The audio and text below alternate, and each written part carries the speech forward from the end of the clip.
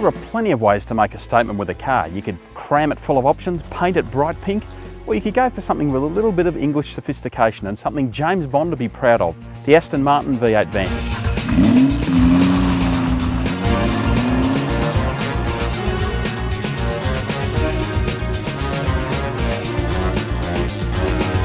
The Vantage is the baby of the Aston Martin family, the entry-level model that's designed to take on the Porsche 911. Under the bonnet is a V8 engine with 283 kilowatts of power, so it gets along pretty well, to 100 k's an hour in about 5 seconds. But you do have to rev it because below about 4,000 RPM it's pretty docile.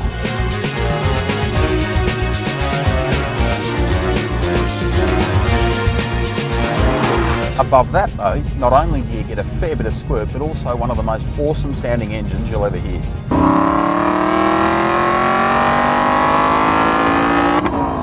How good is that? It's like a 1970s muscle car, just makes you want to drop it down a couple of gears and wind down the window to soak it all in. It also hangs on impressively around corners with loads of grip and a typical rear drive balance that rewards not only the feedback but also plenty of ability. The trade-off is a very firm ride and it really does jar into bumps, as you can probably tell by the camera shake. Inside it's a tightish two-seater, but they're pretty comfortable and have good support. Plus, the boot has plenty of space for a weekend away. But it's not all good news. The sound system isn't nearly as good as it should be in a car like this.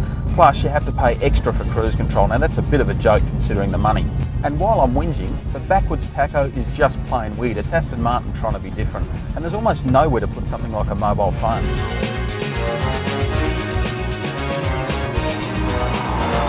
So how much would you expect to pay to play James Bond? Well, 236 grand is the going rate, which sounds a fair bit, but you also get a fair bit for your money. Things like leather trim, electric seats, and even the occasional gadget like sensors to monitor tyre pressure. Somehow I don't think that's going to matter a whole lot because this car sells on its exclusivity. The styling is seriously sexy and the sound of that engine is a rev head's dream. And for the handful of buyers that can actually afford it, that'll be enough.